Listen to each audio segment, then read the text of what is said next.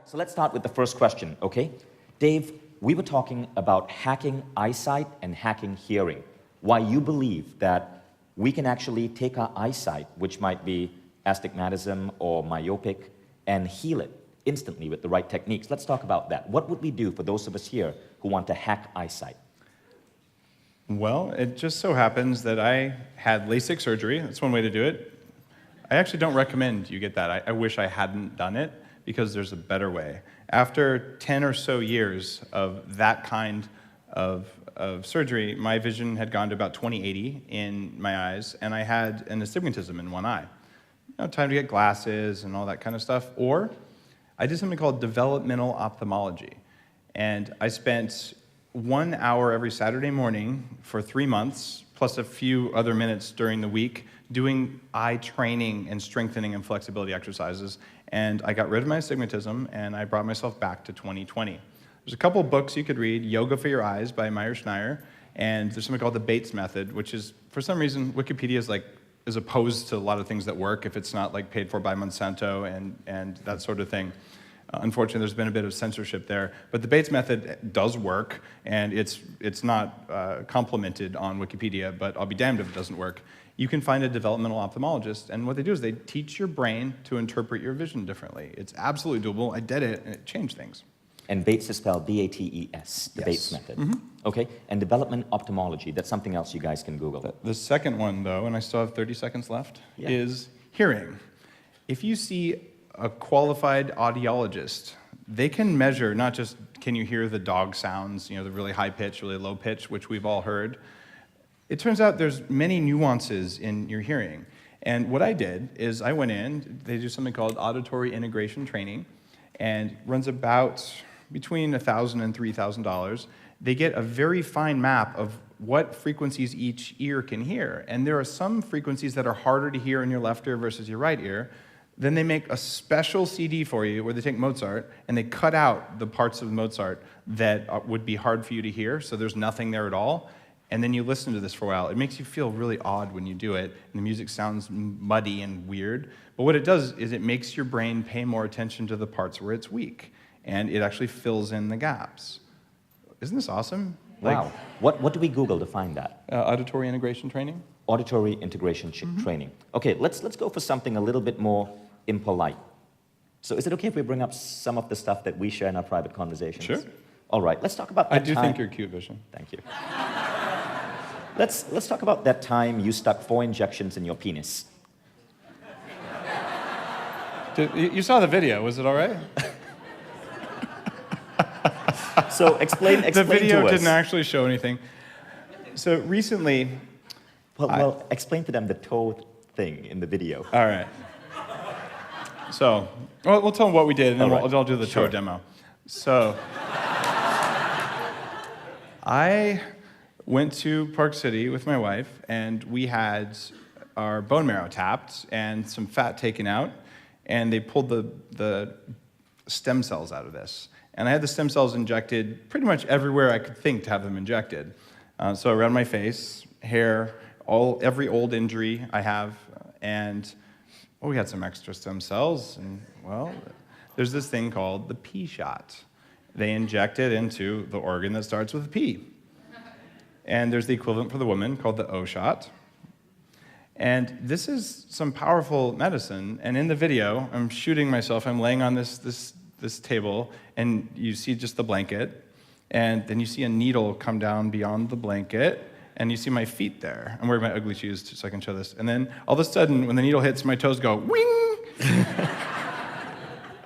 So it's a powerful video, because everyone who sees it, especially guys, are like... but it creates, youthful vigor? Is that the... Yeah, so what exactly did that do? Well, they actually talk about improvements in length and girth, and my new nickname is Tripod.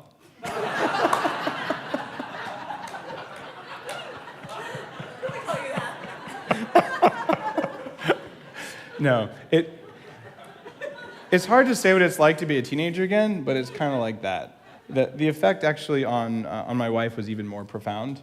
We were talking about toes earlier. when you hit a certain point in life and you had a couple kids, like toes don't curl. Well, with stem cells, they curl again.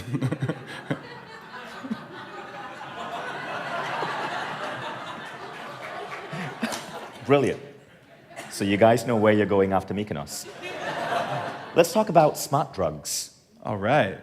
What are your favorite topics. smart drugs? And first, let's define what a smart drug is. There's a term called, well, actually, we'll just talk about smart drugs, but there's a bunch of other internet companies talking about nootropics and things like that. The term nootropic is a classical term for both drugs and natural substances that increase cognitive function. And smart drugs are just the pharmaceuticals.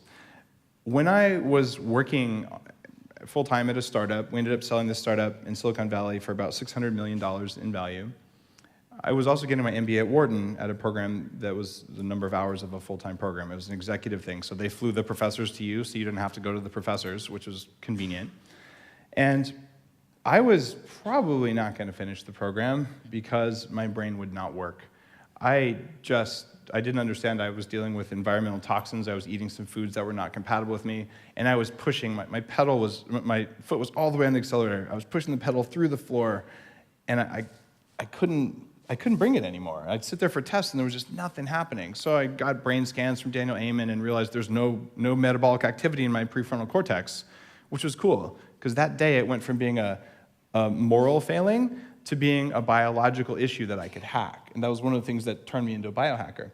But the first thing I did is I said, all right, I'm gonna order every smart drug possible from Europe. So I researched smart drugs, and I ordered $500 worth of things like aniracetam and hydrogene. But the big gun is one Limitless, the movie, is based on. It's called modafinil. And I've been on ABC Nightline and CNN and most of the other big networks talking about this because I was one of the first executives probably to put it in my LinkedIn profile. At Wharton, I'm like, guys, I'm doping. Here's the smart drugs I'm taking. It's not illegal, and I'll give you some if you want. But this is what I'm doing. So modafinil for 8 years absolutely changed my life. And modafinil, I know, was just approved by the FDA. Oh, no, it's been around since a long time. So is this something you'd recommend for people here? If you have not tried modafinil for at least occasional basis, if you get jet lagged or you ever have a time in your life when you need to bring it, no matter what, or you need to drive and not drive off the road and die, you should have a modafinil in your purse or in your man purse or whatever the heck you carry. It's a safety thing for driving and for those things. And also, if you were going to fly around the world and give a keynote presentation and you get there and you're a zombie and you're like, I think I'm going to do this, I'm going to stutter, I'm just not going to bring it. If you have modafinil in your bag, and some of the other biohacks too, like I've been off modafinil for 3+ years now because I don't need it anymore. Like I run this way without that drug. But for 8 years, it was 50% of my performance when I started taking it. I would not have an Ivy League MBA. I would probably not have had a lot of the jobs I've had without modafinil. So I recommend that you have access to it. I'll warn you, 5 out of 1 million people can get a life-threatening autoimmune reaction. It's the same one caused by ibuprofen with about the same risk level. But it's not risk-free, but it's relatively low risk in the overall scheme of things. And on my blog, I tell you which genetic variants are associated with that. So if you're really worried about the 5 out of 1 million kind of risk, you could look at your 23andMe, get a genetic test, and then make sure that you're not one of those people. So I would say yes, with that caveat, which is very small. It's worth trying. And some of you will just get headaches from it. But for those of you who get oh my God, it makes you a lot more of whatever you are. If you're a dick, it'll make you a big dick. So you said you got off modafinil, right? And I know you're doing a lot of things right now. Many people know about the Bulletproof Coffee brand, which is huge. But there's also that other brand, 40 Years of Zen. Let's talk about both of them. First, let's talk about Bulletproof Coffee and what is it about and why are fats so important?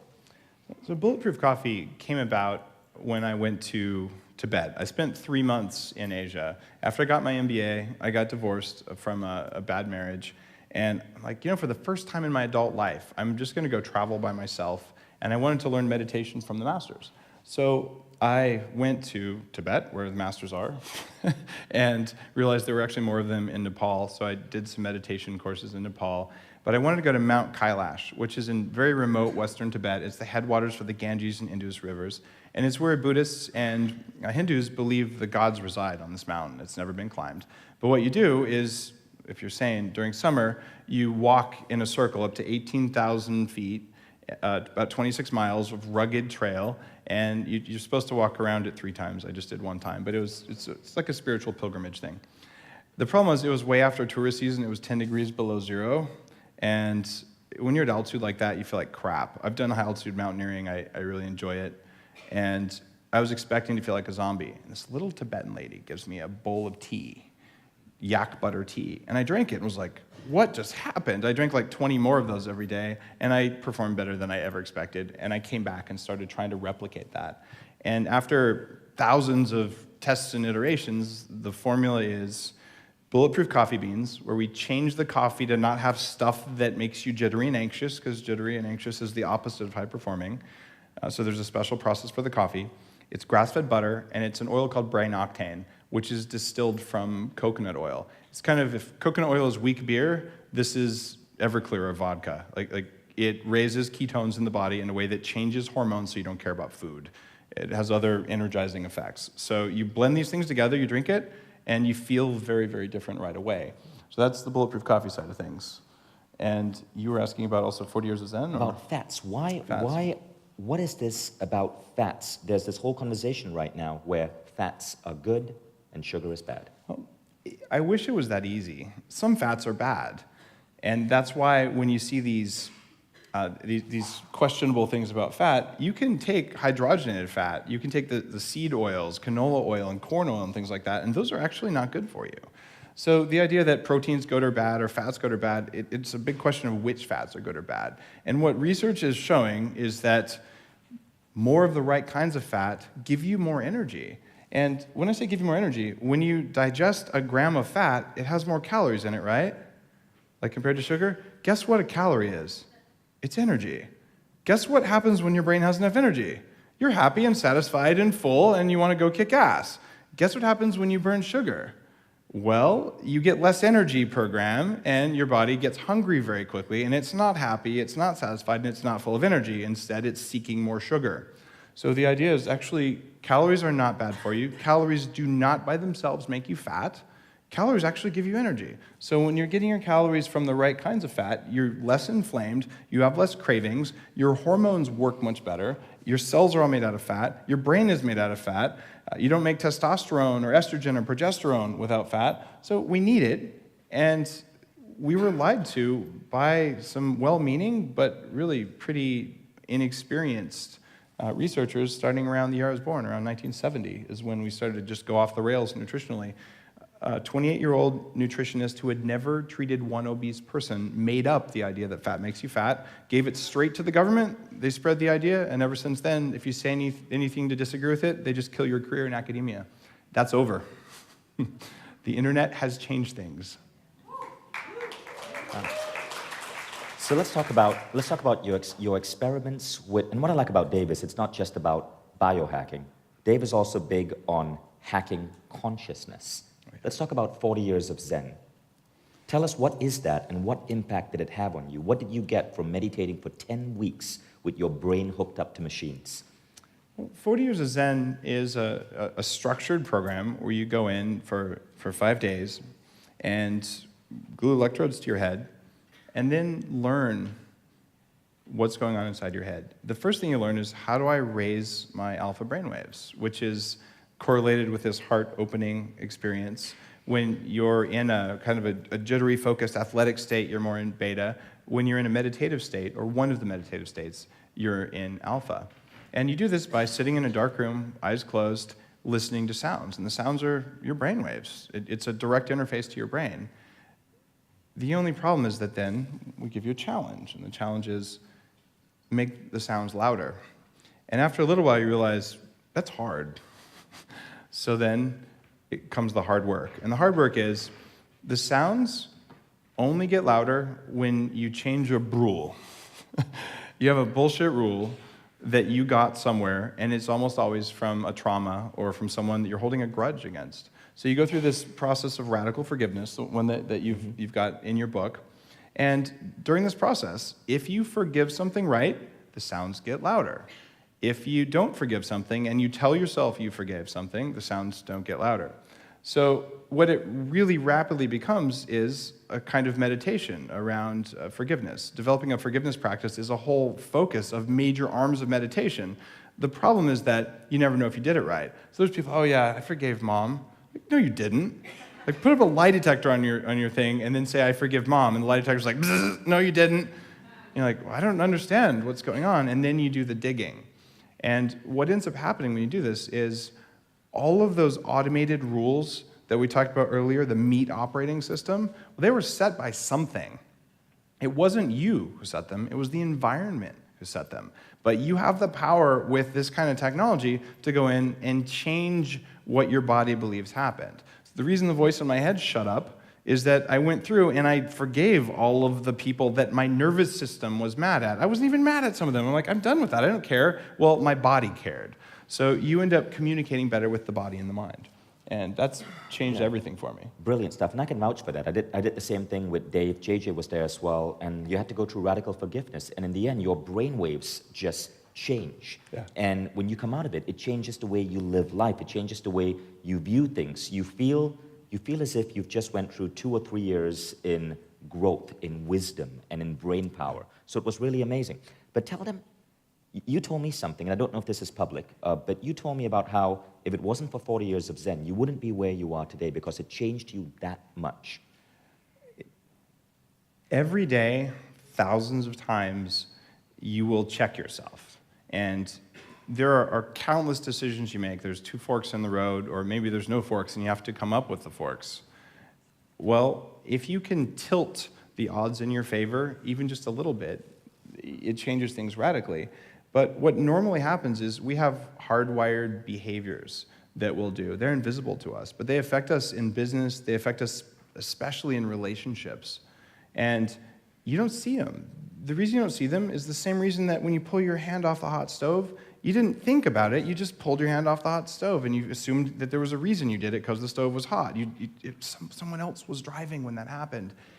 What ends up happening is you become aware of that part of you who's driving, and it stops being able to drive.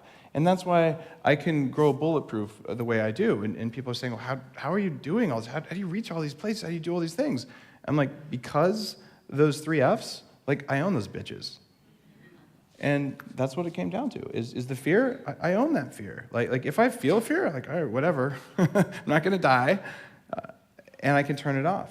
And the food thing, I can fast for 72 hours. I might get a little tired, but there is no I'm going to starve to death instinct left from that kind of thing. And on the sex thing, I can go 30 days. I'll have lots of sex or I'll have no sex, and I'm not going to die. That was the hardest one, by the way. But with all of that, like, okay, life just got a lot easier. And 40 years of Zen is at the core of all those skills. That's incredible. That's some really good stuff. Let's talk about a couple more things while we have 2 minutes left. What are your tips for exercise? Because I found that to be one of the most intriguing parts of your book. You said that we do not have to spend hours at a gym, that there are optimized exercises we can do in minutes that give you the same results. Exercise is stress. And I didn't talk much about stress in this just today at all, but there's useful stress that causes a change, and then there's useless stress, like, oh no, I'm going to die if I don't get the cookie. They're both stress, just one didn't do anything, one did. So I got rid of all the useless stress, and then when you exercise, you want to maximize the stress in the minimum amount of time, which means lifting really, really heavy things without any rest at all, as hard as you can, even 15 minutes once a week of doing that, or sprinting until you throw up, basically. Sprint, pause, sprint, pause, sprint, pause. Do that for 15 minutes. You'll probably hurl unless you're in really good shape. That's it. You're done. You might want to do that twice a week if you really want to get in good shape. And you can do lots of movement. I'm not saying you don't need to move. I'm saying that was your exercise. You go for a walk. You like to go for a walk. Go for a swim. You like to go for a swim. That's not really exercise. That's just moving around. Moving around a lot is good for you, but it doesn't necessarily make you a better person if you took the stairs. You don't get exercise points. Your dumb little wrist tracker. By the way, I was CTO of one of those wrist tracking companies. They actually do useful stuff, but they don't tell you how many calories you burned when you went up the stairs. That's just a myth. So what's going on there is high input to the system causes high adaptation. Low input to the system causes low adaptation. So you could go to the gym and I'm going to sweat every day and breathe the exhaust from the person in front of me on the little treadmill thing. okay, you could. But like, don't you have something better to do?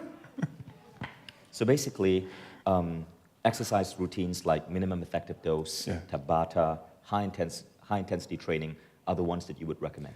Absolutely. And you can do your yoga practice or something else. I'm a fan of yoga. I can put my ankle behind my head and that sort of thing. But that isn't necessarily your exercise. And you can get some of this from yoga. If you're doing a very aggressive body weight bearing, lots of handstand sort of things, that'll get you some of the way there, but you'll get more from very focused, very intense work. Awesome. And final question, would you put your ankle around your head? I might knock my headset off, and I didn't warm up at all, but let me see if I can pull this off. I totally didn't warm up. I haven't stretched in like a while. All right. Wow, wait, I'm going to make sure you don't fall. That's impressive, Dave. Thank you. Big round of applause for Dave Asprey. Thank you, Facebook. Awesome. All right.